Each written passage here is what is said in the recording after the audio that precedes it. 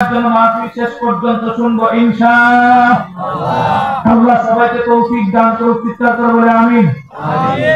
সে আল্লাহকে সন্তুষ্ট করার জন্য যারা পিছনে বসছে, আমাকে দেখতে পাচ্ছেন না এটা বড় কথা না, আমি আপনাদেরকে দেখতে পাচ্ছি না, এটা দুঃখ লাগতেছে। এত দূর থেকে সফর করে এসে আপনাদের চেহারা ভালো করে না দেখতে পারে, এটা দেখা যায় না। তাহলে ওই পিছনে বাসের গোড়ায় যারা বসছে, মেহরবানি করে 1 মিনিটের ভিতরে সামনের খালি জায়গাটা পূরণ করে দিয়ে বলবো ইনশাআল্লাহ। যারা উঠবো আমরা দোয়া করবো আল্লাহ তাদের জিন্দেগির গুনাহ যেন মাফ করে দেয়, সকলে বলি আমিন। ওই বাসের মধ্যে আলাদা যারা বসে আল্লাহ তাআলা আসার তৌফিক দান করুন। আপনারা তো আজকে করে বাইরে তারা মেলায় দাঁড়ায় রয়েছে, আমরা জোরে আমিন করবেন, জোরে আওয়াজ দিবেন। বাইরে যে দামড়া ভাড়া মেলার মধ্যে ঢুকতেছে, এরা মনে করবো ভিতরে মাহফিল হইতেছে, আমরা বাইরে তারা 11 জন বুক করতেছি, এরা ভিতরে চলে আসবে। আজকে করে এত না, কথা ঠিক না বেঠে? এখানে যত জোরে চিৎকার হবে, বাইরে আওয়াজ হবে, ওদের কানে দাঁড়ি খাবে, ওরা ভিতরে চলে আসবে ইনশাআল্লাহ। আল্লাহ সবাইকে ভিতরে আসার তৌফিক দান করুন, জোরে বলে আমিন।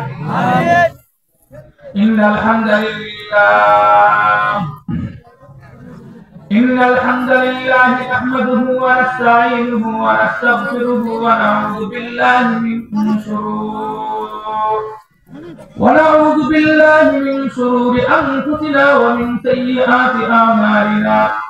من يهده الله فلا مضل له ومن يضلله فلا هادي له ونشهد أن لا إله إلا الله وحده لا شريك له ونشهد أن سيدنا وحبيبنا وطبيب قلوبنا ومولانا محمدا عبده ورسوله. اللهم صل صلاة كاملة وسلم سلاما تاما على سيدنا محمد الذي تنحل به العقد وتنفرج به القرب وتقضى به الحوائج وتنال به الرغائب وحسن خواتم ويستسقى الغمام بوجهه الكريم وعلى آله وصحبه في كل لمحة ونفس بعدد كل معلوم لك. أما بعد فأعوذ بالله من الشيطان الرجيم. بسم الله الرحمن الرحيم. الحمد لله رب العالمين. وقال الله سبحانه وتعالى في آية أخرى وما أرسلناك إلا رحمة للعالمين. وقال الله سبحانه وتعالى في آية أخرى ولله العزة ولرسوله وللمؤمنين ولكن المنافقين لا يعلمون.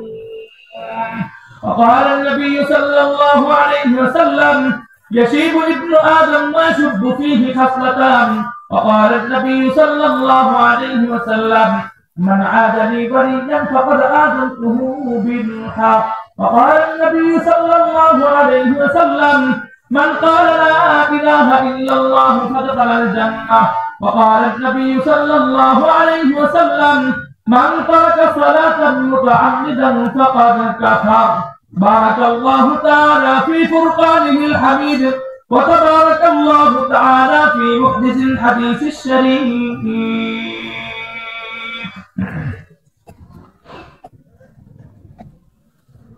ডানধরা জামিয়া মুহাম্মাদিয়া কওমি মাদ্রাসার উদ্যোগে শান্তি এবং নিরালা পরিবেশের মধ্য দিয়ে কোরআন এবং হাদিসের উন্মুক্ত কথা বলার সুযোগ দান করেছেন শহীদ আবু সাঈদ আবুদের রক্তের বিনিময়ে। এজন্য আমরা দিল থেকে আবার আল্লাহর কাছে শুকরিয়া আদায় করি, আলহামদুলিল্লাহ। আলহামদুলিল্লাহ। আমরা যে কথা বলতে চাই, আমার কোরআনের আয়াতের নির্ধারিত আয়াতের আলোচনা শুরু করার আগে আমি আপনাদেরকে অল্প কিছু জিনিস আপনাদেরকে বুঝিয়ে দেওয়া যাই, কারণ ভিতরে ভারাক্রান্ত হৃদয়ে দুঃখ নিয়ে আলোচনাগুলো করতে হয়। দেখেন, আজকে আমরা যে দেশের মধ্যে নতুন করে স্বাধীনতা পেয়েছি, বিগত বছর এই মাহফিলগুলো আমরা করতে গেলে আমাদের জন্য নির্ধারিত একটা টাইম বেঁধে দেওয়া হতো। হুজুর আপনাদের মাহফিল কিন্তু আসা পর্যন্ত চলবে, এরপরে চালানো যাবে? চলছে কি চলে নাই? সমস্ত জুলুমকে মুক্ত করেছে আল্লাহ পাক রব্বুল আলামিন। জুলুম যেভাবে মুক্ত হয়েছে, এই জুলুমের বিরুদ্ধে আন্দোলন হইতে গিয়ে যারা আন্দোলন করেছিল, পরিষ্কার আন্দোলন রাখবেন, এরা কোরআন হাদিসের জন্য কোনো আন্দোলন করে নাই।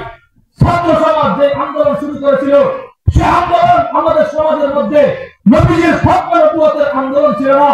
ছাত্র সমাজ যে আন্দোলন শুরু করেছিল, সে আন্দোলন নবীর ইজ্জত রক্ষার কোন আন্দোলন ছিল না, সেই আন্দোলন ছিল ছাত্রদের একটা যৌক্তিক দাবি উঠার আন্দোলন। কিসের আন্দোলন? উঠার আন্দোলন। কেন করেছিল? ছাত্ররা দেখতেছে যে আমাদের মেধাবল, আমাদের সবকিছুই আছে, এরপর আমাদের সমাজের মধ্যে ভুয়া মুক্তিযোদ্ধা সমাজের নামে রাষ্ট্রের মধ্যে নর্তকী যারা একজন মহিলা 10 জন পুরুষের থাক পাবে না, সংসদের মধ্যে বুখারী আর মুসলিম শরীফের দোষ দেয়, এই চিত্র যেন বাংলাদেশে না হয়, এই জন্য ছাত্র আন্দোলন করেছে। কথা ঠিক না বেঠিক?